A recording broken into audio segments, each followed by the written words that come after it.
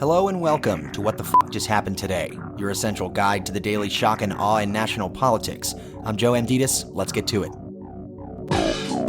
It's Wednesday, December 13th, 2023. Welcome to day 1058.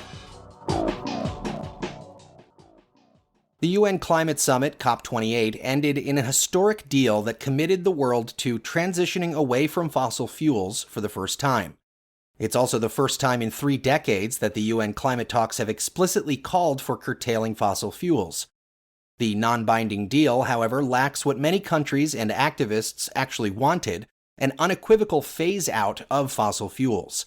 The final agreement calls on countries to reduce both consumption and production of fossil fuels in a just, orderly, and equitable manner, while accelerating action in this critical decade so as to achieve net zero by 2050 in keeping with the science.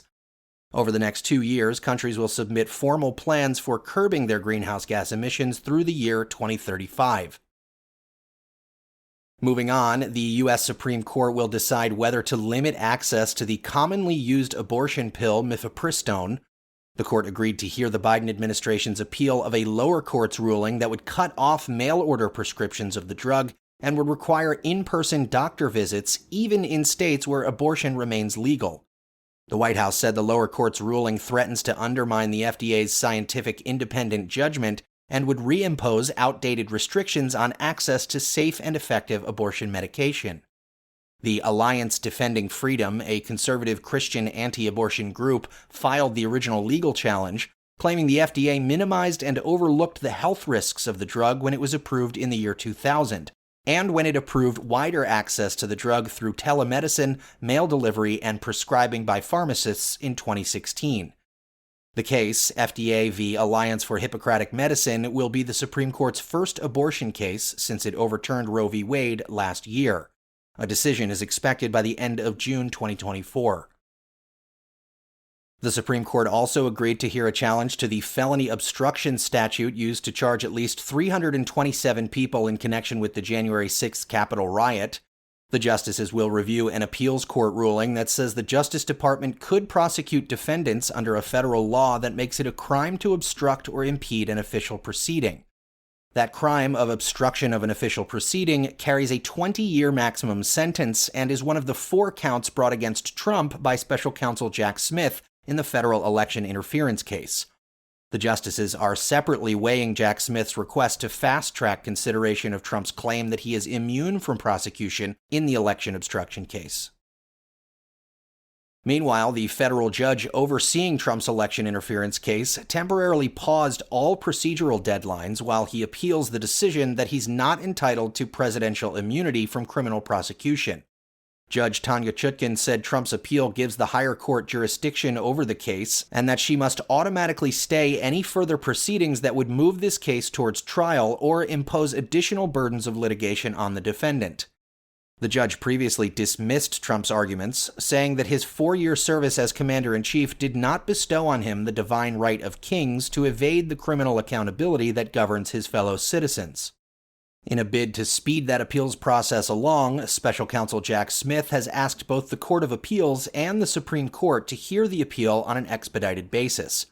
The ruling doesn't affect Trump's conditions of release, the gag order, or the protective order in the case.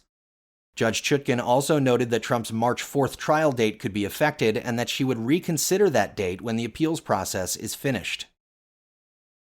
A different federal appeals court, meanwhile, rejected Trump's attempt to use presidential immunity in the upcoming defamation lawsuit brought against him by writer E. Jean Carroll over comments he made while denying her rape accusations in 2019.